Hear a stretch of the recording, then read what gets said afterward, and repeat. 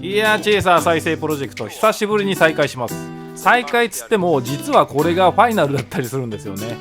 今年の初めからスタートしておよそ1年がかりになってしまいましたが、僕にとって実はこの企画って地味にターニングポイントになったんですよね。というのもそれまでの僕の動画って単発のバラエティ系なノリがほとんどだったんですが、このチェイサー再生プロジェクトという整備動画を始めてみたら予想外にヒットして、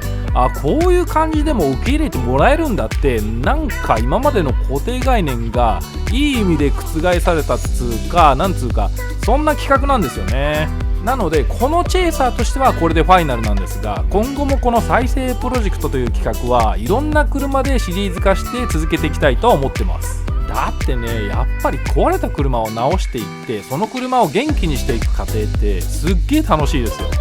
言葉では言い表せないくらいの喜びっつうか、なんつうか、これはメカニックとしてやってきた人の唯一許された快感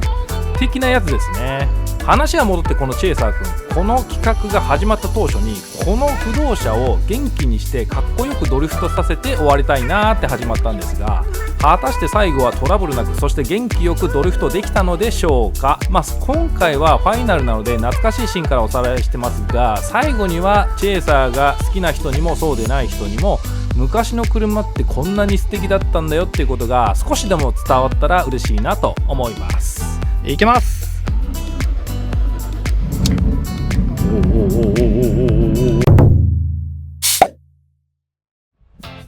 はい、それでは作業していきましょう。まずは前回りの修理の続きからですね。うちのストックで持っていた純正エアロ付きのフロントバンパーを取り付けていきます。やっぱチェイサーはね、純正エアロが一番かっこいいですよね。でもこれもうね、今では売ってなくって、そうだな、社外のどのエアロよりも高い値段で売られてますね。そして今から何をするかと言いますと、前置きインタークーラーがついているとこのままではバンパーが取り付けできないので、インタークーラーの形状に合わせてバンパーを加工しているんですよね。もう何百というぐらいね、この作業をやっていて、どこをどうやって切ればいいか熟知していますんで、いちいちフィッティング確認しなくても一発で加工できます。続いて加工したバンパーの塗装です。 GoPro を設置したんですが、録画するのを忘れてて、いきなり塗装後の絵面になってしまってます。純正エアロは微妙に色分けしてあるところにセクシーを感じるので、僕は必ず色分けしてますね。もちろんバンパーとスポイラーの隙間を埋めるゴムのモールも新しいものに交換してリフレッシュしますよ。今後もやっぱり純正フルエアロの需要がどんどん上がってくると思うので、今純正っぽいエアロを作ろうかなと考えております。それっぽいのが謎メーカーからヤフオクで売られたりしてますが、フィッティングがいまいちなのでやっぱ自分で作るしかないのかな。本当はできればトヨタさんに再販してほしいところなんだけど無理だよね。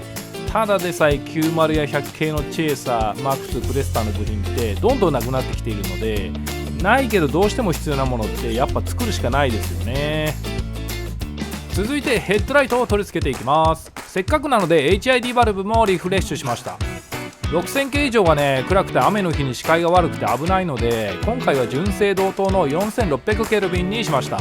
はい、そしたらいよいよ塗装したフロントバンパーを取り付けていきます。ここがね、よく傷ついてしまうので、あらかじめマスキングテープなどを貼っておくといいと思います。おー、いいですね。これでやっとチェイサーらしくなりましたね。チェイサーはね、イケメンなので前回りはいつも綺麗にしておきたいですよね。ヘッドライトは新品ではないけど Amazon で売ってるヘッドライトスチーマーを使ってリフレッシュしました。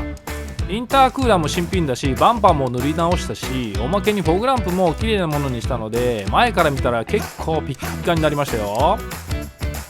あとはアースケーブルも新品に交換しました。ここが緩んでいると車検にも通らないし、何より電装系が元気になるので、これはおすすめですね。実はこのチェイサーが入庫した時にすぐに購入したのがこのホイールです。ワークエモーションの2ピースですね。めちゃくちゃかっこいい。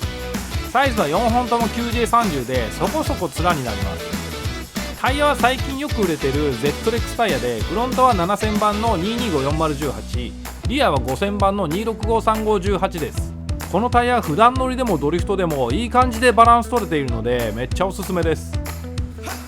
実はワークエモーションって昔からあるデザインで、それこそ100系のチェイサーが流行ってた時代のデザインなので、マジでこの年代の車とベストマッチですよね。やべえな、ほんとかっけえな。艶消しブラックにこのリムの感じが最高ですよね。キャップは何色か選べるんですが、今回は赤にしました。悪くねえな。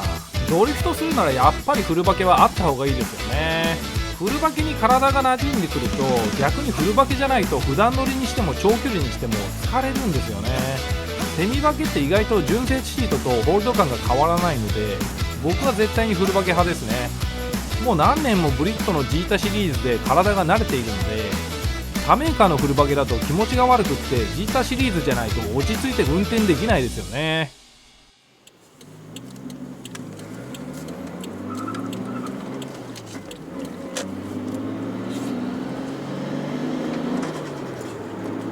はい、いよいよね、不動車だったチェイサーが動き出しました。めちゃめちゃ調子いいです。エンジンもね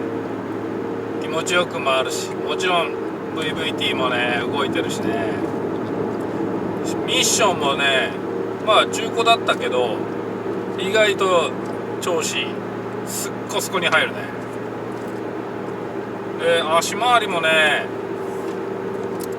いいですね。よく曲がる。いやー、ちょっと感慨深いもんがありますね。思えばね、このチェイサーが事故で入庫したのがちょうど去年の11月ぐらいだったかな。今ねまさに11月なので1年ぐらいちょっとかかっちゃったんですけど、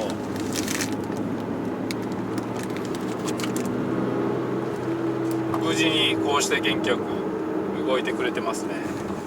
今からどこに向かってるかと言いますと、奥伊吹モーターパークでドリフトできるかどうかちゃんとねっていうのをやってみて、このチェイサー再生プロジェクトを終えたいと思うんですけど、再生プロジェクトを終えるっつっても言っても第1弾なので、今後も同じような状態の車が入ってきたらねまた再生プロジェクトをやっていきたいと思いますね。やっててね、視聴者さんからの手応えもすごいあるし、もっといろんな車でね再生プロジェクトやりたいなと思いましたね。得意な車はチェイサーですけど、そうでもないような車でもねどんどんやっていきたいし、今ちょうどやってるのが AE86 再生プロジェクトやってるんですけど、本当はこのチェイサー再生プロジェクトをね無事に終わらせてから AE86 に行きたかったんですけど、予定より早くいい車が見つかったのでねちょっとフライング気味になっちゃったんですけど、でねこのチェイサーなんですけど、こうして公道を乗ってるってことはナンバーついてます。で本当はね、ヤフオクで1円スタートでね、オークションにかけたかったんですけど、実はどうしてもこの車を売ってほしいってことで最初は断ってたんですけど、それでもね折れなかったので泣く泣く売却することにしたんですけど、そのオーナーにはねちゃんと再生プロジェクトを終わらせてから譲りたいので、それまでちょっと待ってくださいという風で条件付きで、売ったんですけどね。今ねうちのオリジナルのフルデュアルマフラーが付いてるんですけどね、全然静かじゃないですか。今サイレンサー2本差しにしてるんですけど全然快適ですよ。めちゃめちゃ静かです。それは車検も通るわっていうぐらい静かです。で、現地に着いたらサイレンサーを外して、けたたましい音でドリフトしてやりますので心配だったのが前回りからぶつかってたから前回りの合成感が落ちるかなと思ったんでですけど、フレーム修正も軽くかけてるんでね、でも全然問題ないですね。ビンビンなチェイサーももちろん乗ったことあるけど、それと比較してもフロントの合成感はそれほど変わんないです。ターンインもねいいし、一番合成感